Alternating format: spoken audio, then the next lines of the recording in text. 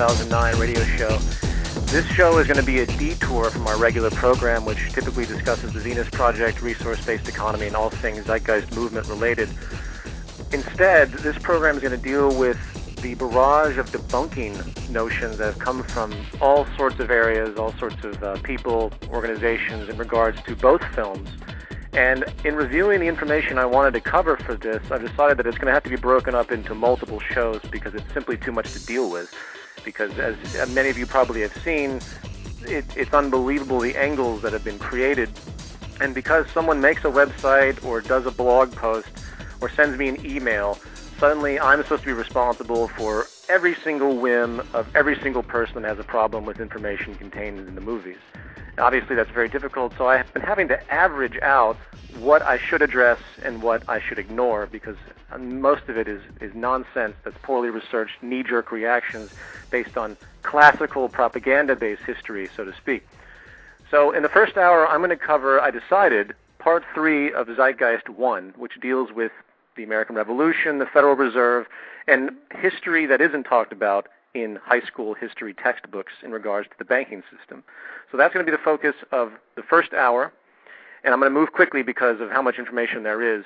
In the second hour, I'm delighted to have Acharya S on, and it's going to be fantastic. She is going to describe, well, she's actually going to respond more or less to the Zeitgeist Challenge, which is a website that's up at zeitgeistchallenge.com, which essentially disbelieves that there's any proof for the evidence of all of the issues regarding the gods that were pointed out in Zeitgeist Part 1, Zeitgeist the movie Part 1. So it's going to be an honor having her on. She's absolutely brilliant. As an addition to that, she's actually created an article that is in association with this radio broadcast, and that article can be linked to at the radio address on the radio address webpage at the zeitgeistmovement.com. So just go to communication radio address, and there's an article there that you can click on, and you can get a summary of the content. And I have a feeling she's going to be coming out with more content in the future on these subjects, on this subject anyway. And again, we'll discuss that when we bring her on. As a fun note, I just got in the mail a Korean publication in text of both Zeitgeist 1 and Zeitgeist 2, which I thought was pretty amazing. I had given permission a long time ago for a company in Korea to reprint the text and translate it.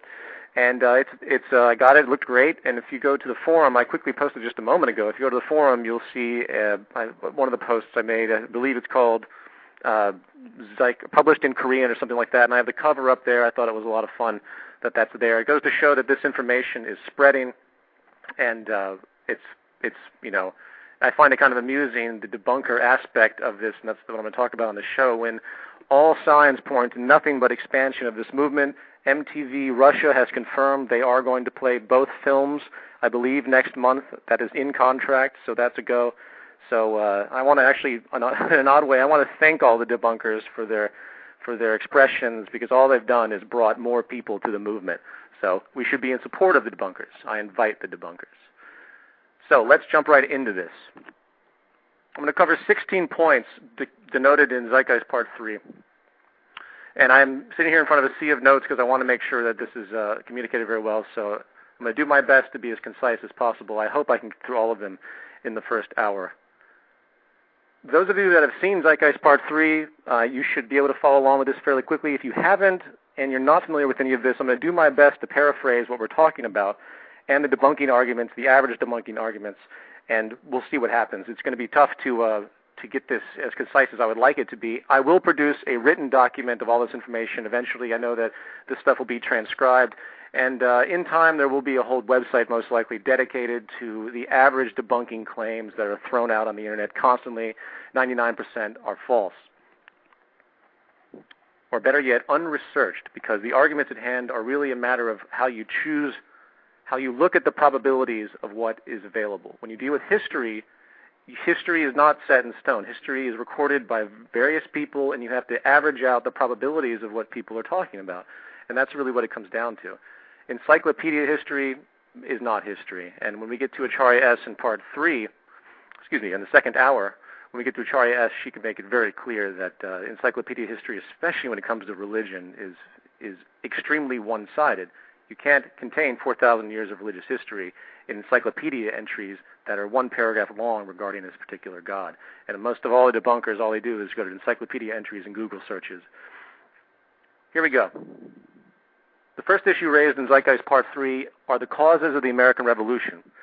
And it points out in the film the importance that King George outlined the independent currency the colonies were using. Now, the debunkers claim there's no basis for this, and they say it has to do with tea and stamp acts, and it was just a minor issue as far as the currency problem was concerned when King George outlawed the currency, forcing them to borrow the money from them if they didn't have it already in gold or silver. So, let's see here. It can be well established that the outlawing of the independent currency was pivotal for the American Revolution. Peter Cooper, who lived from 1791 to April 4th, 1883, who was once vice president of the New York Board of Currency, is quoted as saying, "After Franklin had explained to the British government as the real cause of prosperity, they immediately passed, referring to the currency, they immediately passed laws forbidding the payment of taxes in that money. This produced such great inconvenience and misery to the people that it was the principal cause of the Revolution. A far greater reason for a general uprising than the Tea and Stamp Act, which was taken away, Stamp Act was the taking away of the paper money." The source of that quote is The Cause and Cure of National Individual Distress in the United States. That's one issue. Another one is famous English historian John Twells. He clarifies, quote, "In a bad hour, the British Parliament took away from America its representative money, forbade any further issue of bills of credit, and these bills ceasing to be legal tender, in order that all taxes should be paid in coins. Consider now the consequences. The restriction of the medium of exchange paralyzed all the industrial energies of the people. Ruin took place in these once flourishing colonies. Most rigorous distress visited every family and every business. Discontent became desperation, and it reached a final point, to use the words of Dr. Johnson, when human nature rises up and assesses its rights," referring to the Revolution. So there are other interests that can be denoted, other points that can be noted in that regard, but these are very, very deliberate comments. It was very important that the colonies maintained their currency. And Benjamin Franklin is also known to have discussed why the colonies were so prosperous in other evaluations in front of Parliament. So there's more to it than that, but I want to move on because I don't want to get stuck down on one specific point. The cause of the Revolution the removal of currency was very pivotal to the cause of the Revolution. That's fairly well documented. And it's mesmerizing how that's not brought up in any historical textbook you find in high school, by the way. I looked at a friend of mine's son's high school textbook and looked for that in regard to the American Revolution. Not one word was said about that. Second point.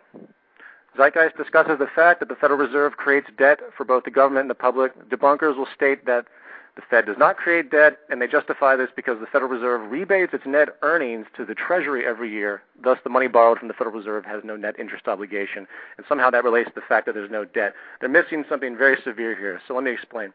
When the Fed obtains government bonds, the government pays interest on those bonds. T-bills are, indeed, instruments of debt. In turn, when the Federal Reserve loans money to commercial banks through the discount window, it also does so at interest. These are loans with interest. So to say that the Federal Reserve does not create debt is nonsense. To create money is to create debt.